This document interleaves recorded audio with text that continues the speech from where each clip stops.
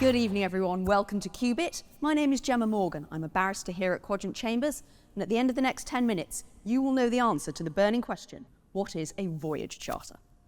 Now, let's start by breaking that question down into two parts. First, what is a charter party? And second, what is a voyage charter party, as opposed to any other type?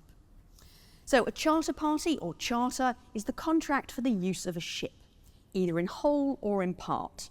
The person who lets out the ship, or part of it, we call the owner, and the person who rents the ship is called the charterer. There are three main types of charter party, although other varieties do occasionally pop up. First, you have a demise or bareboat charter. With the demise or bareboat charter, the charterer pays for the use of the vessel and puts its own crew on board. It has the vessel entirely at its disposal, within its own control, on a day-to-day basis. And importantly, the charterer gets a possessory interest in the vessel. Another type is a time charter. There, the ship is let to the charterer for a specific period of time. The ship and the crew are provided by the owner, but the charterer gives the orders as to where the vessel sails and how she trades. The charterer buys the fuel. On a time charter, the charterer pays hire for the vessel based on a daily rate, and we think of it as a contract for services. And then finally, we come to the voyage charter. That's also a contract for services. In a voyage charter, the vessel is let to the charterer for a specific voyage from place A to place B. The charterer pays something which we call freight, which is usually a lump sum or a sum determined by reference to, say, the weight of the cargo that's been loaded on board. The owner provides the ship again, the crew, and the fuel for the vessel in return for freight. And a voyage charterer will usually charter a vessel in when he or she has cargo that needs transporting. You can also get voyage charters which apply to multiple voyages, and we call those contracts of affreightment, but the principles are the same. Now, voyage charter terms are usually on standard forms, drafted by international shipping committees, trade associations, or sometimes even major companies who operate a lot of ships. The standard forms are often amended to or added to, and a typical voyage charter for a commercial vessel might have around 100 clauses. Like all contracts, the terms of a voyage charter are going to seek to allocate responsibility and risk for various matters to each of the parties. So the owner wants his ship to trade as quickly and smoothly as possible.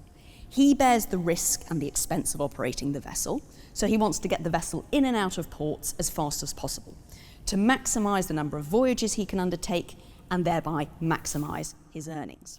On the other hand, a voyage charterer wants a vessel that can perform the voyage required, isn't going to break down, and has a crew that's going to take good care of its cargo during the voyage. So that's an overview, and I said there may be 100 clauses, but I'm just going to look at 7 of the key terms, which we usually find in a voyage charter, which allocates the responsibility between owners and charterers. The first is the port of loading and discharge. In other words, what's the scope of the voyage, or as we like to call it, the adventure. Usually it's agreed from port A to port B, or from a range of ports to another range of ports.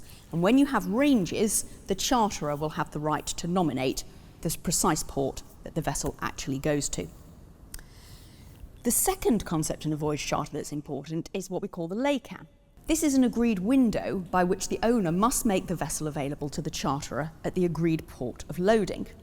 The charterer isn't obliged to accept the vessel before the laycan, but once the laycan has passed, if the vessel hasn't arrived, then the charterer can cancel the charter.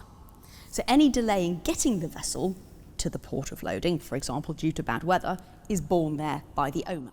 Then we have third, freight. As I've said, this is the amount of money that the charterer has to pay to the owner for the carriage of his goods. Now, freight rates are largely dictated by global freight indices, and they're going to rise and fall depending on major world events. So where there's a major customer demand for shipment of goods and commodities, or if for some reason the available ship tonnage in the market goes down and there's more demand for different ships, the price of freight is going to go up. Freight is usually agreed as a lump sum or a multiple of the tonnage of cargo being shipped.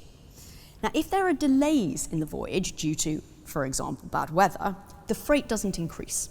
So the owner again bears the risk of delay caused by events at sea. Obviously, if you're going to ship goods, you need to get them on and off the vessel. So the fourth thing you need to think about is loading and discharge.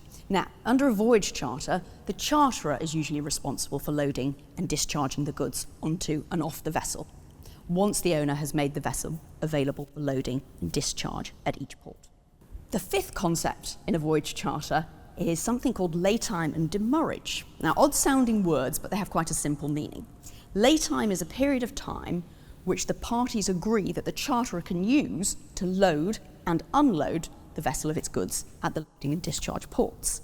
The laytime period allowed is usually given in the contract in terms of a number of hours. And the appropriate number will depend on what the cargo is. The start of laytime is usually triggered when the vessel arrives at the specified loading place, whether it's a port or a particular berth, and the vessel will tender an NOR, which is a notice of readiness, stating that it is ready to commence loading. If the number of agreed hours for loading and discharge is exceeded, then the vessel goes on what we call demurrage. Once the vessel is on demurrage, the charterer has to pay an agreed amount per day, pro rata, to compensate the owner for the longer than bargained for voyage. So the risk of delay during loading and discharge is largely borne by the charterer. The sixth thing in a voyage charter is the safe port warranty. Now, as I've said, the charterer often has a right to nominate the particular port which the vessel goes to. That is usually coupled with an express warranty in the contract that each port is safe for the vessel. If the port isn't safe and the vessel is damaged, then charterers bear the risk of that damage and have to compensate the owner for it. Now, unsafety means that the particular ship can't reach, use, or return from the port without being exposed to a danger which can't be avoided by the master or the crew using good seamanship. A totally abnormal occurrence at the port wouldn't count as a danger for these purposes because it wouldn't be a typical feature of that port.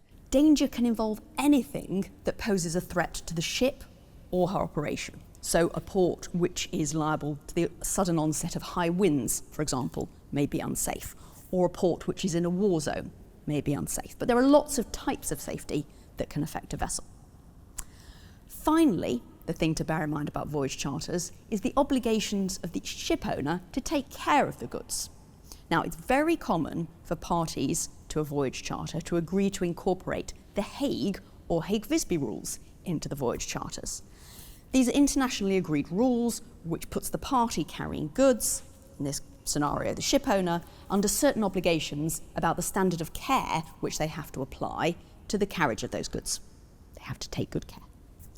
But the rules also provide for the ship owner to have certain defences in the event of loss or damage to the cargo, and they permit the ship owner to limit liability in financial terms for loss or damage to the cargo. And these rules tend to balance the risk and responsibility for the carriage of the goods between the owner and the charterer. And that's why they're usually incorporated. And that, ladies and gentlemen, in 10 minutes, is a voyage charter.